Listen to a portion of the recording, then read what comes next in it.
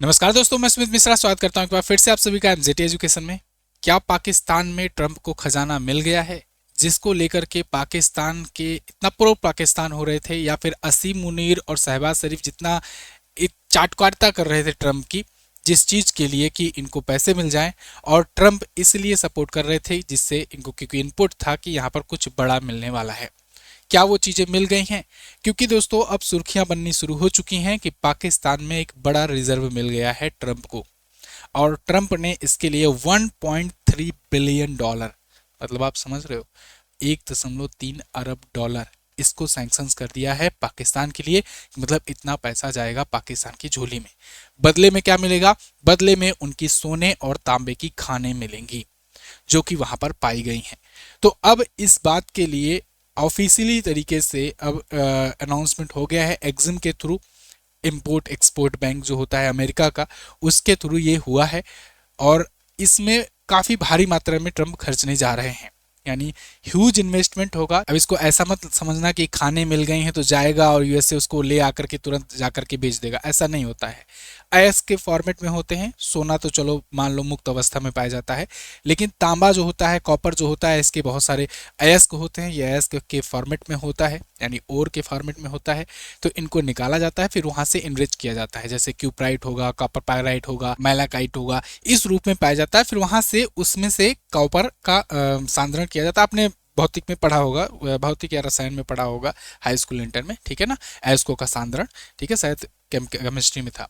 उस मेथड के बाद से फिर कॉपर निकाला जाएगा, या बाकी जो धातुएं मिलेंगी वो निकाला जाएगा, लेकिन सोना भी पाया जाएगा। अच्छा, ये कहां पर मिला है पाकिस्तान में? तो पाकिस्तान में ये मिला है अगेन बलूचिस्तान में, जहां को लेकर के विवाद हो रहा है इतने दिनों से, है ना।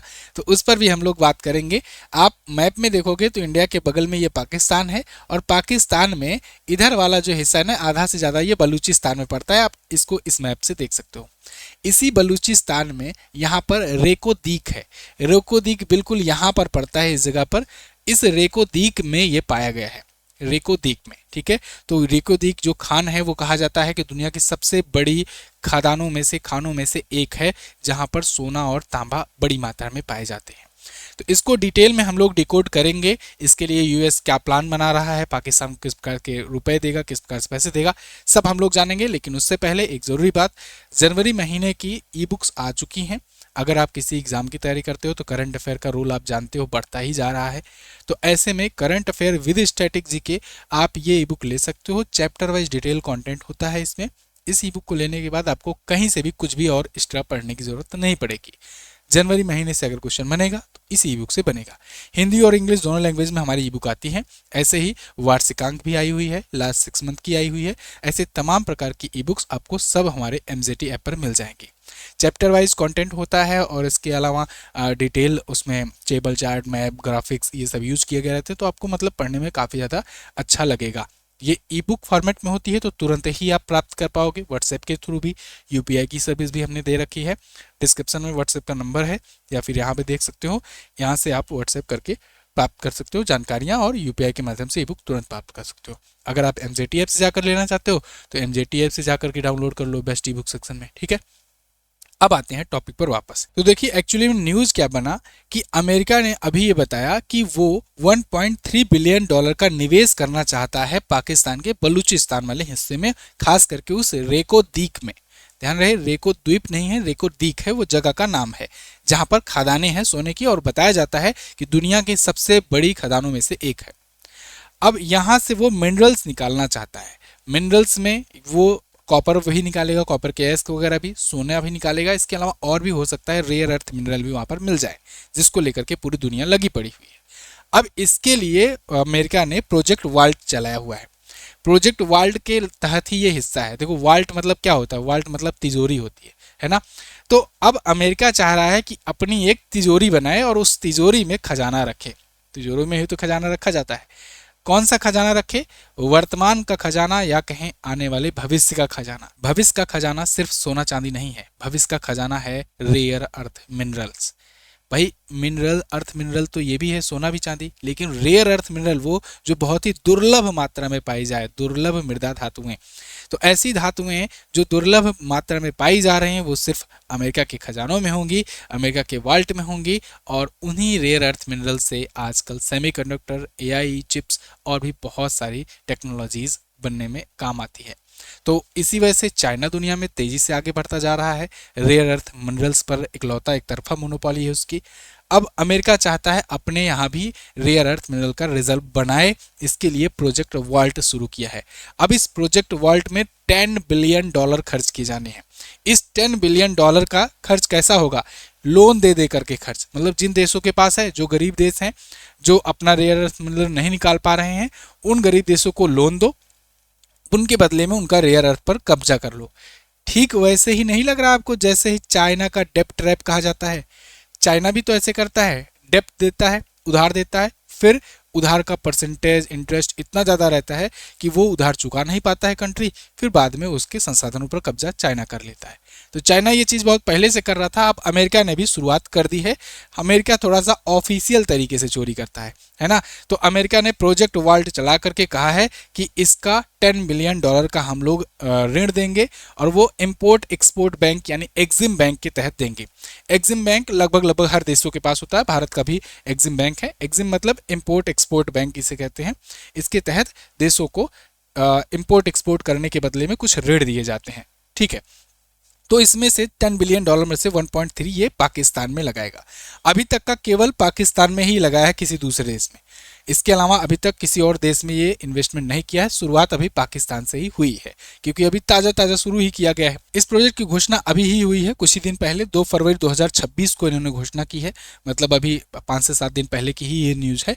तो डोनाल्ड ट्रंप ने इस पहल के थ्रू कहा है कि हम दोबारा से मार्केट में, दुनिया के बाजार में, वैश्विक बाजार में अपने आधिपत्य बनाना चाहते हैं, रेयर अर्थ मिनरल के क्षेत्र में भी। क्योंकि बाकी क्षेत्रों में तो अमेरिका काफ़ी आगे पहुंच गया था, लेकिन अब चाइना रेयर अर्थ मिनरल में मोनोपोली की वजह से बहुत तेजी से आगे बढ़ता जा रहा है, और ये रेयर अर्थ मिनरल की वजह से ही ये अमेरिका को टक्कर दे पा रहा है। अगर रेयर अर्थ मिनरल में भी अगर अमेरिका आगे होता, अमेरिका किसी चीज़ में आगे है? डॉलर के मोनोपोली की वजह से, है ना। डॉलर में ही सबको ट्रेड करना है, इस वजह से अपने आप ही बाय डिफ़ॉल्ट ही ये आगे बढ़ जाता है। दूसरा, तेल की वजह से, तेल पर भी ओपेक कंट्रीज़ में होने की वजह से, और भी बाकी जिनके पास तेल हैं वो यूएसए की बात मानते हैं। डॉलर में पेट्रो डॉलर होता है, पेट्रो डॉलर मतलब कि डॉलर में ही पेट्रोल वगैरह बेचना, है ना, डॉलर में ही ट्रेड करना तेल वगैरह का।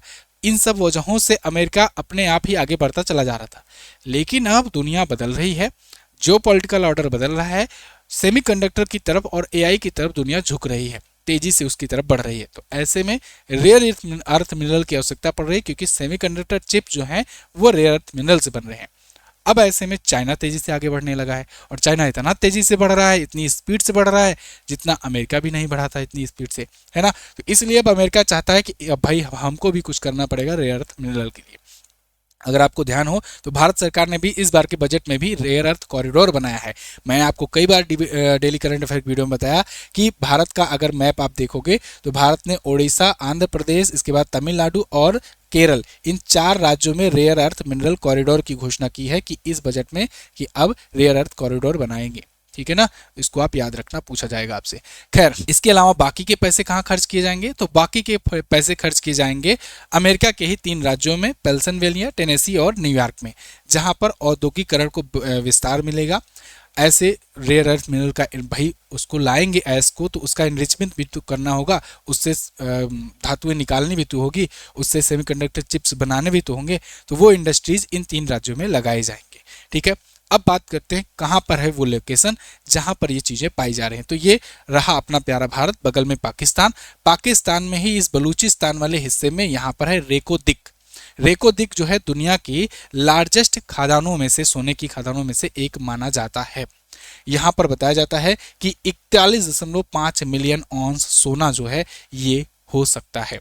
इसके अलावा 5.9 बिलियन टन का कुल अयस्क है। अयस्क मैंने आपको बताया जो कच्चा माल होता है, कच्चे रूप में जो पाया जाता है उसे अयस्क कहते हैं, उसमें से कई धातुएं निकलती हैं, ठीक है।